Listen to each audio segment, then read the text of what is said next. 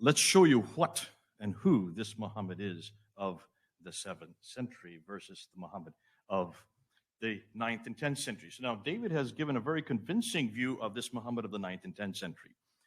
What he didn't want to talk to you about is this timeline. Take a look at the timeline, you'll see the problem. Everything that he referred to, all those stories that he talked about, the 10 different problems, do not take place or are not written down, are not at all, you might say, even put to any historical evidence that we can see at the time, even the century that he lived. Take a look and see where the names are. And there's the story of Muhammad, born 570. He went through that. And now let's see where all that takes place. Take a look at this slide here. The material that he talks about, everything that he's dependent on for his paradigm, does not come until Ibn Hisham. You notice I have an Ibn Ishaq up there, but I've kind of put him in a very shadowed form. The reason why is I don't think any of the material that we use today on Muhammad comes from Ibn Ishaq. We don't know anything about Ibn Ishaq. It's only attributed to Ibn Ishaq. Everything we know comes from Ibn Hisham. Look at his dates. He doesn't even begin to appear until the 9th century. Muhammad died in 632. I'm getting an echo here. Is that important or not? Can you still hear me all right? Okay. So here you have Ibn Hisham. 833 is when that first biography of Muhammad is written down. That's 200 years after the fact. Al-Waqidi comes after that.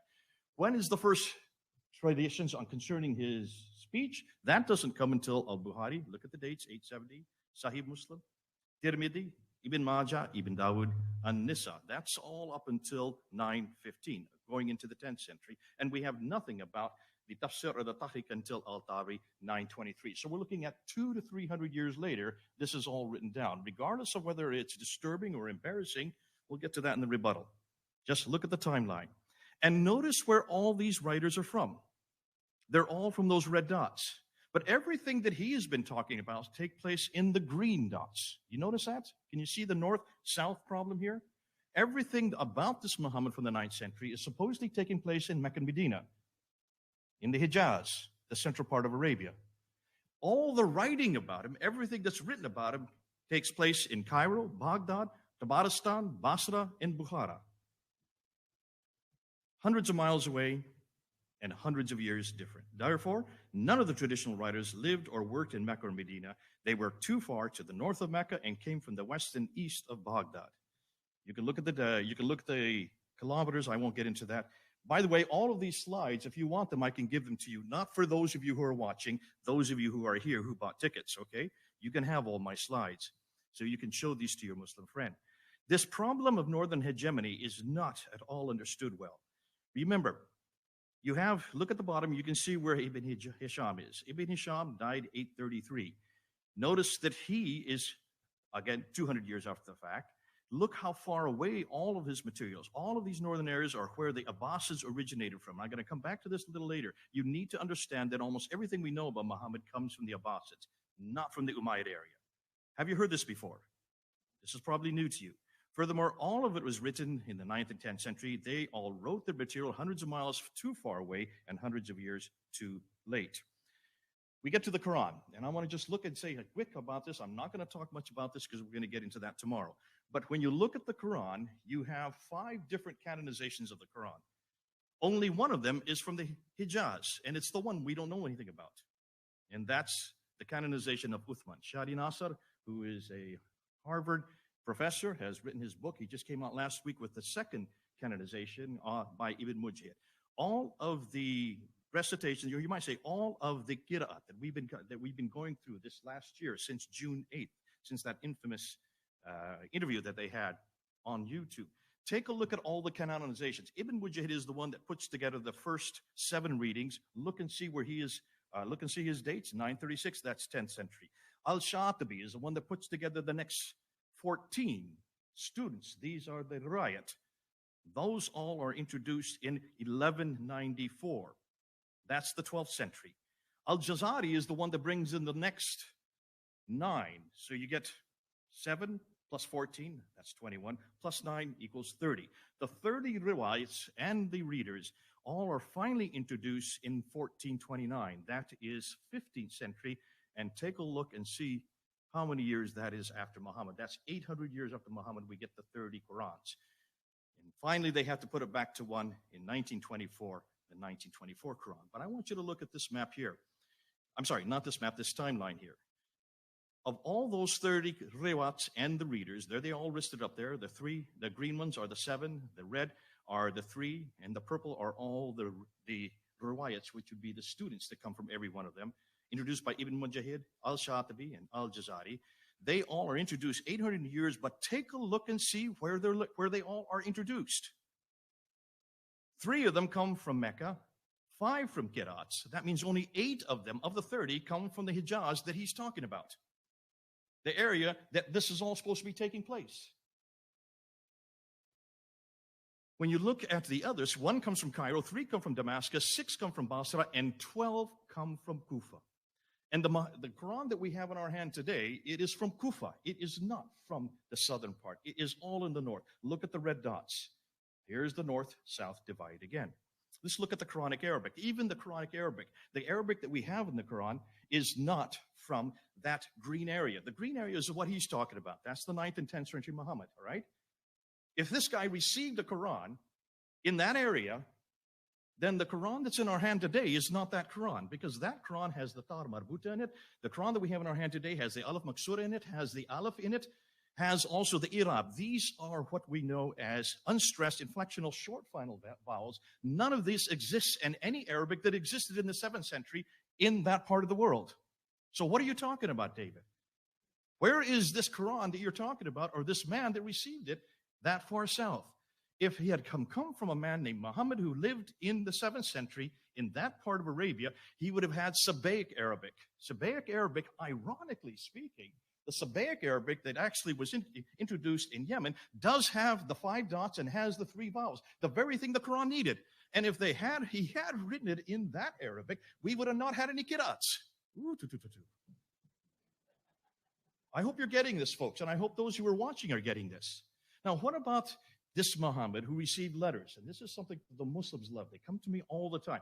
What about this letter? Let's look at this letter right here. This is the Ashtanami. If you look at this letter has nothing to do with Muhammad. We now know it's fraudulent. It is dated supposedly to 625. There are 47 writings listed in Saad's account in 845. He doesn't name the Ashtanami once. Look at the minaret on the right side. The minarets were only introduced in the 9th century, not used until the 11th century. Look at the name Sultan is referred to, but there was no reference to Sultan that early. That was only introduced 350 years later in 998. Mosques were mentioned, yet there was no mosque in Egypt until 641. And as far as the Malak Makura, the angel proximity, that is a Sufi writing that was introduced in the 10th century, about 340 years later. What's more, when you look at that, you will see it is actually a writing from the 16th century. The earliest and the original we have is from the 16th century, which makes sense because that's the right time to have written a letter like that. Wrong man, wrong place, wrong letter. The Constitution of Medina that Muslims always like to say proved that Muhammad had existed. First of all, take a look and read the Constitution of Medina and tell me what Jew would have signed that Constitution of Medina. No Jew would have. Though it's pro-Jewish, there's no Jewish records of it. There's no archaeological evidence of any Jews living that far south, not that early, not in the 7th century. And so you can see where and when did this really get put together. We don't know of any reference of this until Ibn Hisham writes it in 833. So the first reference we have of this is 200 years after the fact. Therefore, the historians, people like Hoyland and Andrews, consider it a fraud because there was no Jews that far south, and the only source for it comes to the 9th century Muslim traditions. Again, much, much too late. The Doctrine of Iacobi, probably one of the most famous documents. This is the one that Muslims are always throwing at me. And David, I don't know if you realize this one, but when you look at this, you can see this, first of all, doesn't talk about Muhammad. It talks about a Saracen prophet who comes with a sword and has the keys of paradise. Does that sound like Muhammad to you, any of you? When you look and see what it says, you can see that according to this doctrine, this Iacobi, which was supposedly written around 634, shows and assumes that he's still alive in 634. That controverts the traditions. That he has the keys to paradise. No, this prophet fits more a Judeo-Christian monotheistic background. And he has the keys to paradise is also referring to Matthew chapter 16. What's interesting, because it's written in Aramaic, not in Arabic. What in the world would this be referring to a guy who doesn't speak any Aramaic? I don't remember Muhammad ever speaking Aramaic. Conclusion, there is no reference to the name Muhammad on this document, no reference to this prophet being a Muslim, or belong to the religion Islam, or any reference to the city of Mecca, nor of his book, the Quran. He could be almost anybody.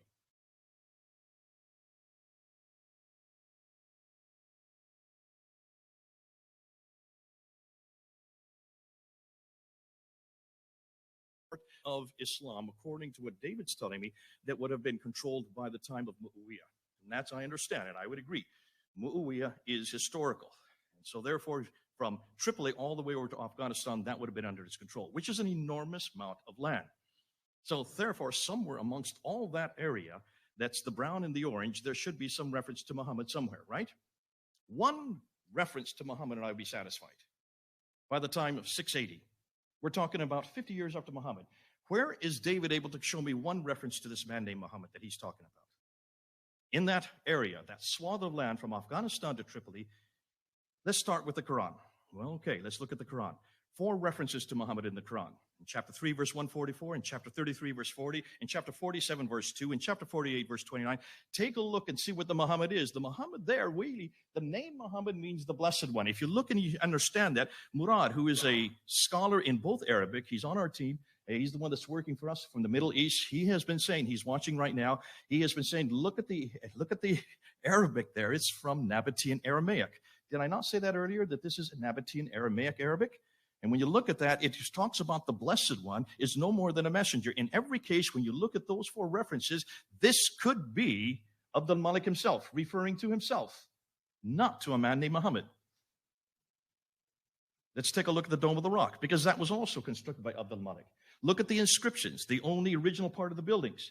There is reference, I don't have time to go into, but almost every time when you look at the Shahada there, you can see that this is referring to a messianic figure, and it's more likely than not, it is confronting the Byzantine Christianity that is there in Jerusalem. That's why it's built there. That's why it's built looking up and down onto this, the Church of the Sepulchre. It's a one-upmanship by Abdul Malik, who's way up in Damascus. I don't have time to unpack that, but what I really want to go to are probably the most substantial authority that we're looking at today, and that is the coins. Let's look at the coins, because the coins that are coming out, and this is all stuff that has come out this year in 2020.